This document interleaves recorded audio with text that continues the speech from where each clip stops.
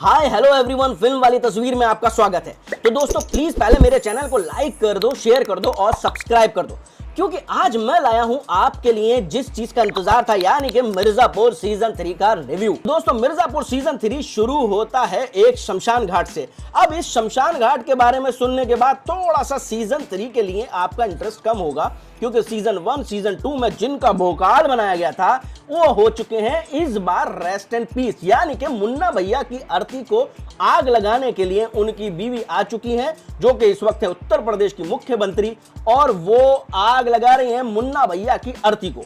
तो भैया मुन्ना भैया पहले एपिसोड से आखिर के 10 एपिसोड तक, यानी कि आपके 1 घंटे से 10वें घंटे तक बिल्कुल भी नहीं दिखाई देंगे। तो ये तो होता है मजा खराब कि भैया गाली गलौज सुनने को मिलेगा नहीं, बदला गुड्डू भैया से लेने को मिलेगा नहीं। अब बदला होगा किसका? तो भैया बदला है हमारे बबलू का, हमारे उसकी गुड्डू की वाइफ का और कालीन भैया का, ताकि वो बदला ले सके अपने बेटे मुन्ना भैया का।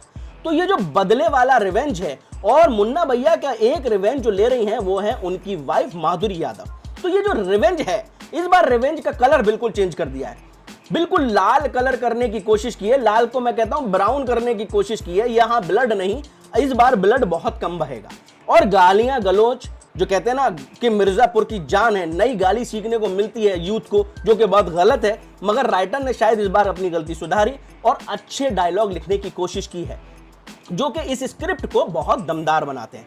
मैं कहता हूं कि सीजन 1 सीजन 2 के मुकाबले शायद आपको यह सीजन थोड़ा सा स्लो लगे। तो भैया रेस्ट एंड पीस होने के बाद मुन्ना भैया के अब सारी स्क्रिप्ट जो आ जाती है मिर्जापुर के घर में, जो चला रही है बीना त्रिपाठी, यानी कि कालीन भैया की वाइफ। अब बीना त्रिपाठी अगर मिर्जापुर संभाल रही है तो भैया कालीन भैया कहां है? तो आपको याद हो मुन्ना भैया के साथ साथ कालीन भैया को भी गोली लगी थी। तो कालीन भैया को एक इंसान रति शंकर शुक्ला का बेटा, यानी कि शरद शुक्ला, उसको ले जाता है।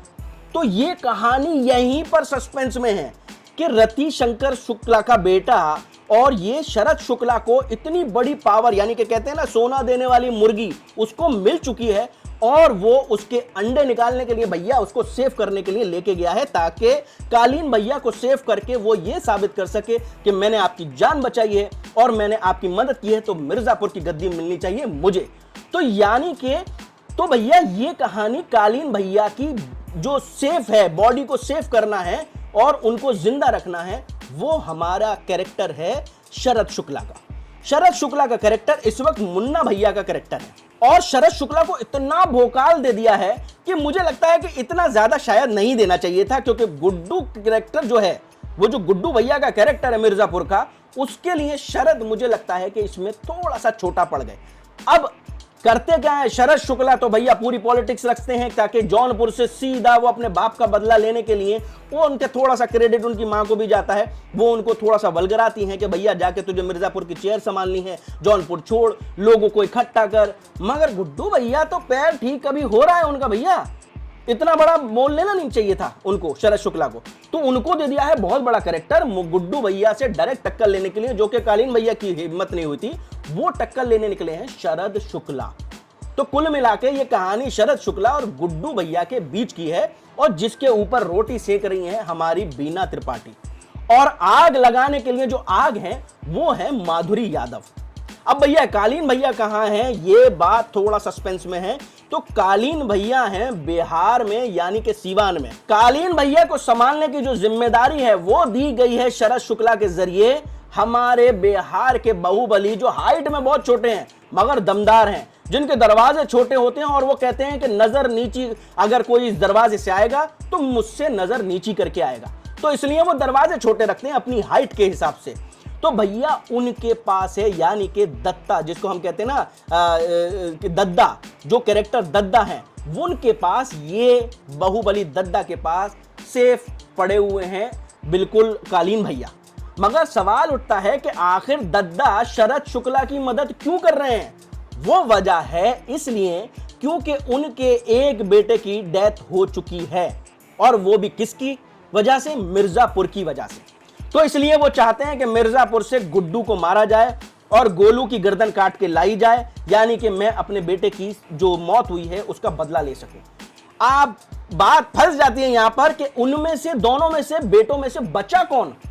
तो बचता भैया एक ऐसा है, सस्पेंस खोलूंगा नहीं, जिसी में मजा आएगा, वरना भैया मुन्ना भैया की वजह के जाने की वजह से बहुत मजा आने वाला नहीं है। इसलिए ये कैरेक्टर थोड़ा सा होल्ड करके रखता है और ये कैरेक्टर दोनों कैरेक्टर निभाता है, दोनों कैरेक्टर कंफ्यूज करता है कि ये मैं छोटा हूं या बड़ा हूं। तो अब आपको पहचानना होगा ये छोटा है या बड़ा है। तो ये कैरेक्टर बहुत इंपॉर्टेंट है, मैं सस्पेंस खोलूंगा नहीं, बड़ा मजा आने वाला है इसको देखने के लिए। तो भैया विजय वर्मा के कैरेक्टर के बाद आता है सिर्फ और सिर्फ पॉलिटिक्स। ये पॉलिटिक्स ही मुझे लगता है मेन कैरेक्टर है, क्योंकि बाकी लोग इतना होल्ड नहीं कर पाए, बाकी कैरेक्टर बहुत ज्यादा होल्ड नहीं कर पाए। माधुरी यादव चीफ मिनिस्टर बन जाती हैं, मगर चीफ मिनिस्टर की कुर्सी पे उनसे वो काम नहीं हो पाता जो जेपी यादव उसके चाचा कर पाते। मगर चाचा को तो माधुरी यादव ने हटा दिया सीजन 2 में, अब वो बन गए हैं संत और एक कुटिया में रहते हैं, तो छुपे छुपे फिर रहे हैं। आखिर में जाके जो कि बिल्कुल 10वें एपिसोड में उनका थोड़ा सा पहलू आता है, जो कि सीधा लेके चला जाता है सीजन 4 पर। डायरेक्टर चाहते हैं कि सीजन 4 हम देखें, तो ये डायरेक्टर ने भी अच्छा सीजन बनाया है। राइटर की मदद से ये डायलॉग बाजी बहुत ज्यादा है, राजनीति बहुत ज्यादा है, मार धाड़ बहुत कम है। और भैया गालियों की वजह से अगर आप आ रहे हो कि गालियां देखें मजा आएगा, कान में हेडफोन लगा के सुनेंगे, भैया बिल्कुल भी नहीं होगा। कॉपीराइट इसमें समझ लो एक तरीके से बिल्कुल भी गालियां नहीं है, कॉपीराइट नहीं मिलने का है इस बार मिर्जापुर की गालियों को। तो भैया मिर्जापुर में सीजन 3 में यानी कि गालियां बिल्कुल नहीं बकी गई हैं, बहुत ना बराबर है। तो सीजन 3 में भैया गुड्डू भैया और गोलू, गुड्डू भैया तो पता नहीं मिर्जापुर में किसको मारना चाह रहे हैं, सत्ता हासिल करना चाह रहे हैं, जबकि उनका दबदबा बन चुका है। शरद शुक्ला उनके सामने छोटा कैरेक्टर है, मगर गुड्डू भैया पूरी तरीके से पावर में नहीं आते हैं। वो चौथे सीजन के लिए तैयारी कर रहे हैं, मुझे ऐसा लगा। डायरेक्टर साहब ने उनसे कहा कि तुम ज्यादा गुस्सा नहीं दिखाओगे, सीजन 4 में दिखाओगे, यहां पर गालियां नहीं बकोगे, सीजन 4 में करोगे, यहां शरद शुक्ला को बोलने दो। अब शरद शुक्ला का अंत जो है वो यहीं पर हो गया है, इसी सीजन 3 में शरद शुक्ला का भी अंत कर दिया है। तो अब सीजन 4 में तो कैरेक्टर बचे ही नहीं है, अब किस किस कैरेक्टर को लाएंगे? गुड्डू भैया के खुद के प्यादों को, और भैया कालीन भैया का छोटा बेटा जो है, जो अभी अभी मुन्ना भैया के बाद जो पैदा हुआ है, जो कि राजा एक नौकर की औलाद है, जो कि दादाजी समझते थे, जो उनके जो पिताजी थे वो समझते थे कि वो मेरी औलाद है, बेसिकली वो एक नौकर की औलाद है। और बीना त्रिपाठी जो है उसको सेव कर रही है। तो भैया सीजन 4 के लिए कैरेक्टर बचे कहां?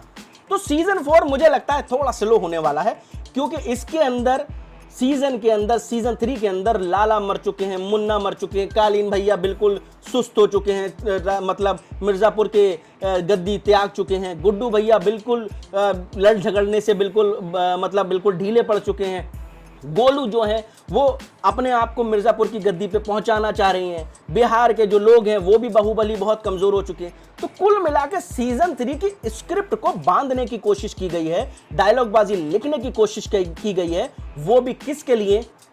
सीजन 4 के लिए। तो भैया अगले साल जो सीजन 4 आएगा उसमें शायद मजा आएगा।